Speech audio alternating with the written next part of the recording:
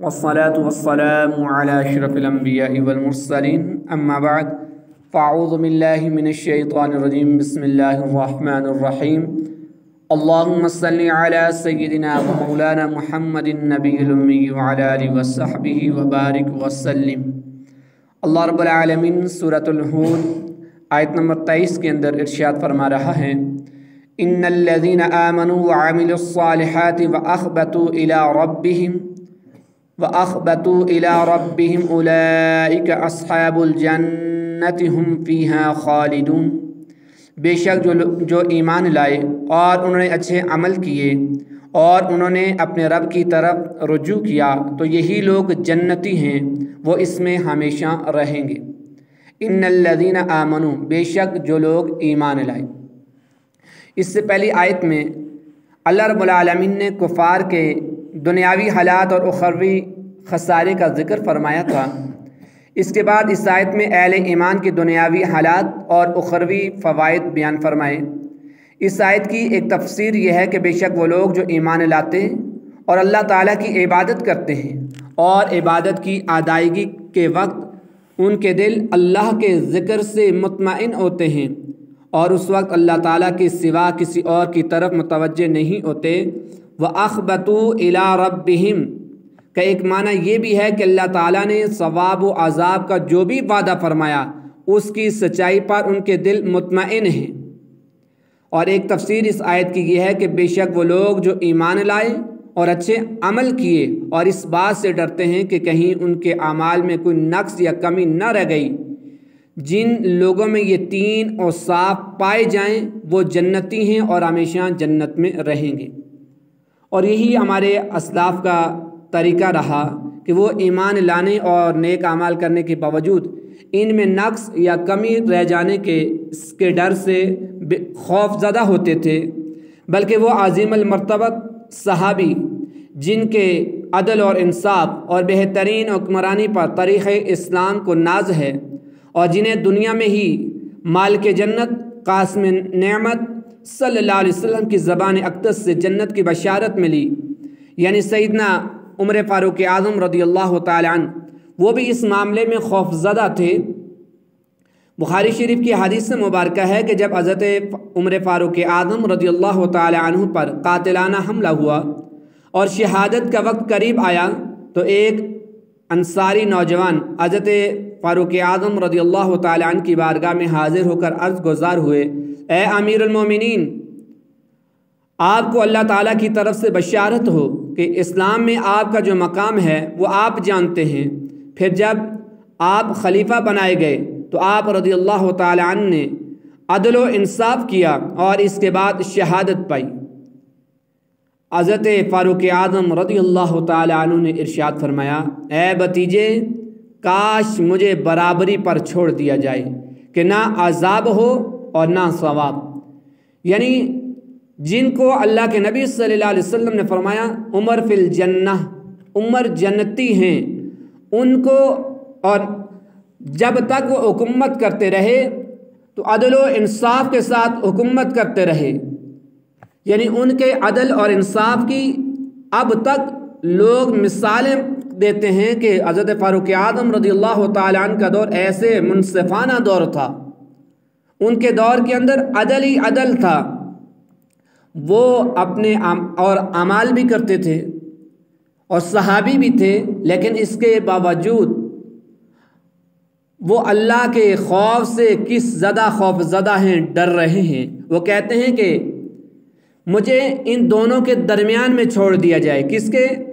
نہ مجھے عذاب دیا جائے اور نہ مجھے ثواب دیا جائے، میں اس چیز پر راضی ہوں۔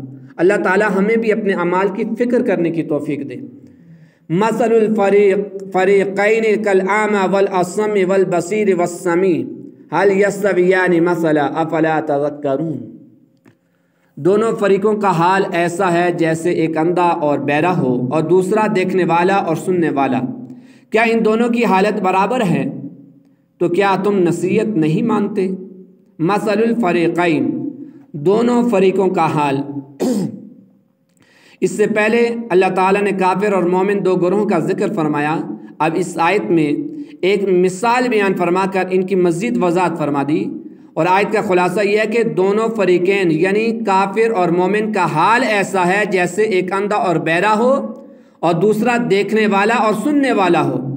کافر اس کی مثل ہے جو نہ دیکھے نہ سنے اور یہ ناقص ہے، جبکہ مومن اس کی مثل ہے جو دیکھتا بھی ہے اور سنتا بھی ہے اور وہ مومن کامل ہے اور حق و باطل میں امتیاز رکھتا ہے، اس لیے ہرگز ان دونوں کی حالت برابر نہیں ہو سکتی۔ وَلَقَدْ أَرْسَلْنَا نُوحًا إِلَىٰ قَوْمِهِ إِنِّي لَكُمْ نَذِيرٌ مُّبِينٌ، اور بے شک ہم نے نوح کو اس کی قوم کی طرف بھیجا، انہوں نے فرمایا میں تمہارے لیے صریح ڈر سنانے والا ہوں۔ وَلَقَدْ أَرْسَلْنَا نُوحًا إِلَىٰ قَوْمِهِ، اور بے شک ہم نے نوح کو اس کی قوم کی طرف بھیجا۔ اللہ تعالیٰ کا اپنی کتاب قرآن پاک میں یہ طریقہ ہے کہ جب کفار پر دلائل قائم فرمائے، انہیں عذاب سے ڈرائے اور ان کی مثالیں بیان فرمائے، تو اس کے بعد گزشتہ انبیاء علیہ الصلاۃ والسلام اور ان کے امتیوں کے بعض واقعات بھی بیان فرماتا ہے تاکہ یہ کسی طرح ہدایت حاصل کر سکیں۔ تو اس آیت کا خلاصہ یہ ہے کہ جب اللہ تعالیٰ نے حضرت نوح علیہ السلام کو ان کی قوم کی طرف بھیجا تو انہوں نے اپنی قوم سے فرمایا، اے میری قوم، میں تمہیں اللہ تعالیٰ کے حکم کی مخالفت کرنے اور اس کے علاوہ کسی اور کی عبادت کرنے پر اللہ تعالیٰ کے عذاب کا صریح ڈر سنانے والا ہوں۔ اللہ تعبدوا الا اللہ انی اخاف علیکم عذاب یوم علیم، کہ اللہ کے سوا کسی کی عبادت نہ کرو، بے شک میں تم پر ایک دردناک دن کے عذاب کا خوف کرتا ہوں۔ انی اخاف علیکم عذاب یوم علیم، بے شک میں تم پر ایک دردناک دن کے عذاب کا خوف کرتا ہوں۔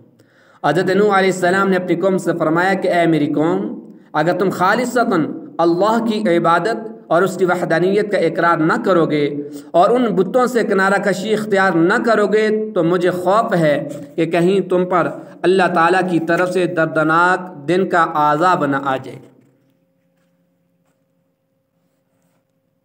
فقال الملأ الذين كفروا من قومه ما نراك إلا بشرا مثلنا وما نراك اتبعك إلا الذين هم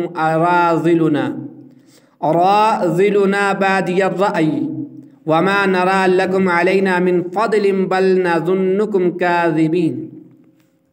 تو اس قوم کے کافر سردار کہنے لگے، ہم تو تمہیں اپنے جیسا آدمی سمجھتے ہیں اور ہم دیکھ رہے ہیں کہ تمہاری پیروی صرف ہمارے سب سے کمینے لوگوں نے سرسری نظر دے کر بغیر سوچے سمجھے کر لی، اور ہم تمہارے لیے اپنے اوپر کوئی فضیلت نہیں پاتے بلکہ ہم تمہیں جھوٹا خیال کرتے ہیں۔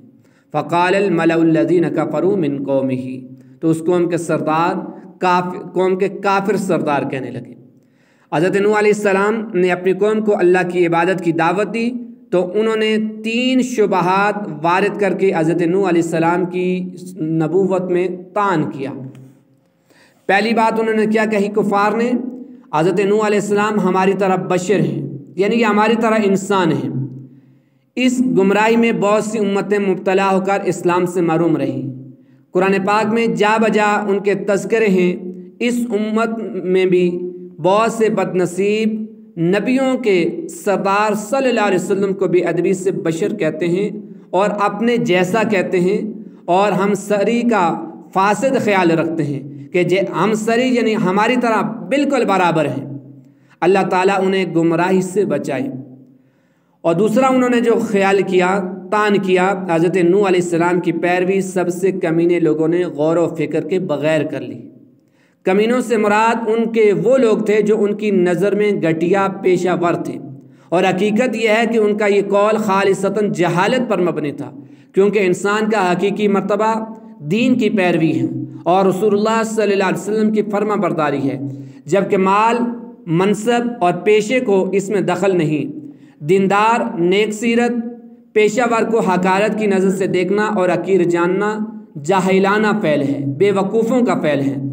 اللہ کے نزدیک مرتبے والا، مقام والا کون ہے؟ اتقاکم، زیادہ متقی لوگ اللہ کے نزدیک مقام اور مرتبے والے ہیں۔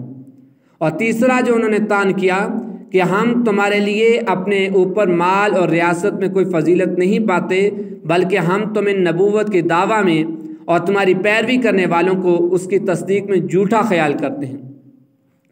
ان کا یہ قول بھی جہالت پر مبنی تھا، کیونکہ اللہ تعالیٰ کے نزدیک بندے کے لیے ایمان و اطاعت فضیلت کا سبب ہے، نہ کہ مال و ریاست۔